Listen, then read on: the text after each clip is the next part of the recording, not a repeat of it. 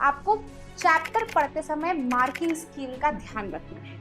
बहुत सारे ऐसे चैप्टर्स हैं जिसमें से सिर्फ वेरी शॉर्ट आने वाले, या फिर जिसमें से सिर्फ एमसीक्यू आपको बैठ जाएंगे, फिल इन द ब्लैंक्स वगैरह आपको बैठ जाएंगे। जिसका मुझे था इंतजार, इंतजार तो था ही नहीं मैम, बेचैनी थी सर, डर डर डर डर धक धक धक धक सा लग रहा है कि कैसे करेंगे इतने सारे चैप्टर। हम तो सोच रहे हैं कि बेस्ट ऑफ 5 वाला हमने दिमाग के अंदर डाल रखा है तो छोड़ ही दे सोशल साइंस।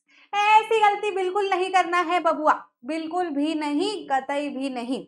ठीक है, तो सबसे पहले तो हम ये जान लेते हैं कि आपका जो सोशल साइंस का पेपर है 13 तारीख को, वो ढंग तमीज से देना आपके लिए कितना जरूरी है। देखो, इंग्लिश हिंदी के अंदर डेफिनेटली आपकी मात्रा की, ग्रामर की मिस्टेक आप कितनी कोशिश करके आओ, करके रहेगी रहेगी। वहां आपके 1, आधा, 1.5, 2 नंबर बहुत अच्छा पेपर देकर आओगे तो वो कटेंगे। ठीक है, मैथ्स के अंदर कैलकुलेशन में आते ही हम हक्के।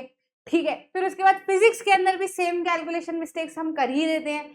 बायोलॉजी के अंदर कहीं डायग्राम की मार्किंग के अंदर गड़बड़ हो गई, कहीं कोई दिक्कत हो गई, केमिस्ट्री के अंदर केमिकल रिएक्शन में हम गड़बड़ कर कर आ गए। तो जब टूटे फूटे तुम्हारे नंबर होते हैं ना, ये सब्जेक्ट है, ये सगा भाई अपना, ये संभाल लेता है।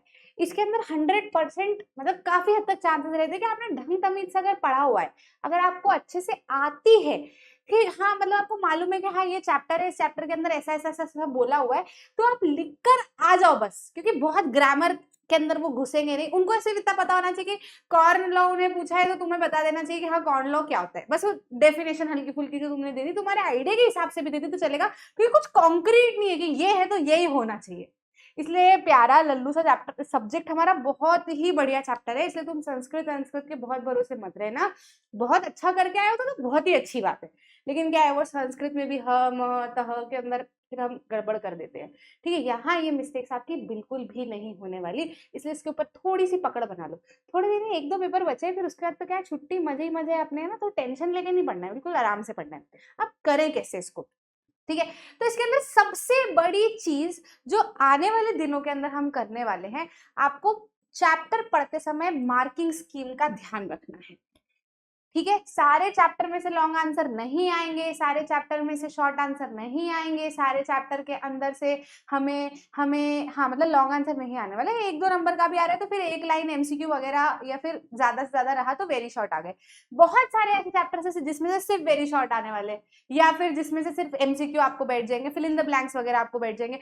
तो मतलब आपको उन चैप्टर के अंदर ना बड़े बड़े आंसर याद करने की जरूरत है ही नहीं। कुछ ही ऐसे चैप्टर है जिसके अंदर आपको बड़े बड़े आंसर याद करने की जरूरत है ना। तो वो मार्किंग स्कीम के अनुसार हम लोग चलेंगे, उसी हिसाब से हमारी स्ट्रेटेजी बनाएंगे।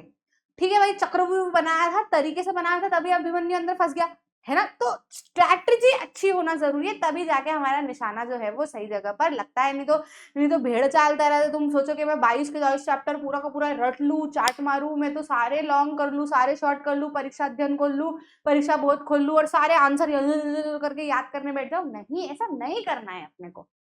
ठीक है, परीक्षा अध्ययन परीक्षा बोध के ऊपर सबसे बड़ा टेक हमारा ये रहेगा कि हम सिर्फ पढ़ने के बाद एक बार चैप्टर हमें आ गया, उसके बाद में आप देखना चाहो अपने एंड से कि हाँ क्वेश्चन कैसे पूछे जाते हैं, आंसर उसका कैसे लिखना है, तो तुम देख सकते हो। लेकिन सिर्फ परीक्षा बोध परीक्षा अध्ययन के भरोसे हमें नहीं जाना है।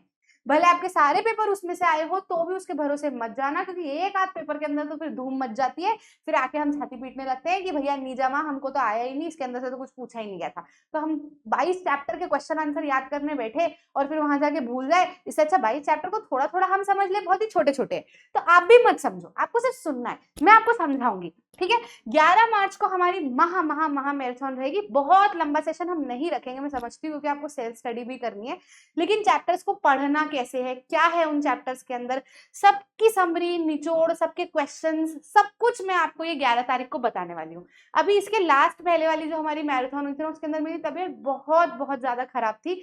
मतलब मैंने जैसे ही सेशन 1 घंटे के अंदर खत्म करा, मुझे टीम से मैम का मैसेज आया कि मैम आप प्लीज ध्यान रखिए अपनी तबीयत का।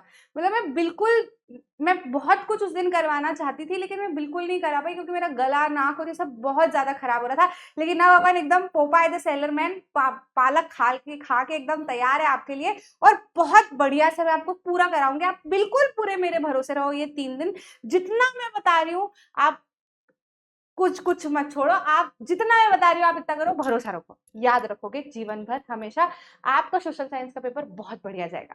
ठीक, फिर उसके बाद में 12 मार्च को हम क्या करने वाले हैं, जैसे जब आपने समझ लिया है ना, आपको चैप्टर्स मालूम है, आते हैं, जो आते भी थे तो रिवाइज हो गए, क्वेश्चन कैसे पूछे जाएंगे उसके अंदर से हर एक जगह से मैं आपको बता दूंगी, आपके दिमाग में चला जाएगा। सेशन खत्म होने के बाद में आप उसको वापस से रिवाइज भी कर लोगे, आपके दिमाग में बैठ जाएगा। फिर अगले दिन मैं आपको लेकर आपके लिए लेकर आऊंगी एक मॉडल पेपर, ठीक है। उस मॉडल पेपर के अंदर ऐसे क्वेश्चन रहेंगे जिसके हाई चांसेस है एग्जाम में आने के, और अगर डायरेक्ट लाइन बाय लाइन भी नहीं आते हैं तो भी आपको ये मॉडल पेपर के क्वेश्चन करने के बाद में वहां पर एक हाई एंड पे आप रहोगे कि आपसे कुछ छूटेगा नहीं, और ये क्वेश्चन की मदद से आपको कुछ ना कुछ पेपर के अंदर तो बन जाएगा। भले कोई क्वेश्चन मान लो मैंने आपको वेरी शॉर्ट में दिया है ना, अब जरूरी नहीं कि वहां पर भी वो वेरी शॉर्ट में आए, लेकिन हो सकता है वो क्वेश्चन आपको कहीं एमसीक्यू में दिख जाए, कहीं फिल इन द ब्लैंक्स में दिख जाए, कहीं मैच द कॉलम्स के अंदर दिख जाए, ठीक है। तो आपका काम बन जाएगा, आपको ऐसा लगेगा कि हाँ हो गया मेरा काम, है ना, मैं कर आया हूँ अच्छे से, ठीक है। फिर उसके बाद में 13 मार्च को सुबह 5 बजे हमारा मोस्ट इंपॉर्टेंट सेशन रहने वाला है, जिसके अंदर हम पूरा वापस एक बार रिवाइज करेंगे, कुछ इंपॉर्टेंट चीजें जो मुझे एग्जाम के जस्ट आप जाओगे उसके पहले आपको करवा के देनी रहेगी, वो मैं आपको सुबह सुबह उठा के करवा दूंगी, ठीक है। तो बिल्कुल चिंता अपने को नहीं करनी है। हमारी स्ट्रैटेजी जो है वो मेन किस बात की है, बोलो, मार्किंग स्कीम, ठीक है। मार्किंग स्कीम के हिसाब से हमें चलना है, ज्यादा भेजा बच्चे अपने को नहीं करना है, ठीक है।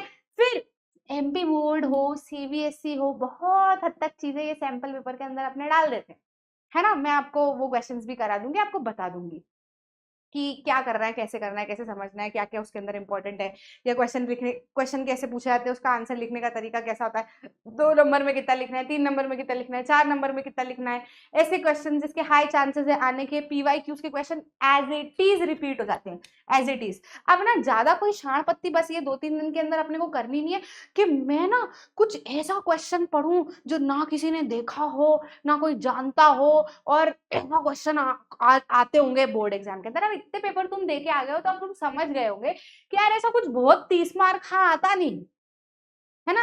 पेपर दे के आते ही तुमको लगता होगा अरे पढ़ लेता ना तो ये तो मैं आसानी से कर लेता, ठीक है। तो ऐसा सोशल साइंस के पेपर दे के बाद तुम्हें ऐसा नहीं लगना चाहिए कि पढ़ लेता तो ये तो सड़ा सा तो पूछते हैं, ये मैं कर लेता। तो मैं सेशन में आपको कराऊंगी वही सड़ा सा, तो ये नहीं होना चाहिए कि नहीं नहीं नहीं इतना ऐसा तो पूछते ही नहीं है। तुम अपने पे भरोसा रखो ना यार, तुम फालतू लोगों के चक्कर में काय को पड़ते हो, है ना। तो बढ़िया से आना, एकदम सीट बेल्ट वेल्ट बांध के।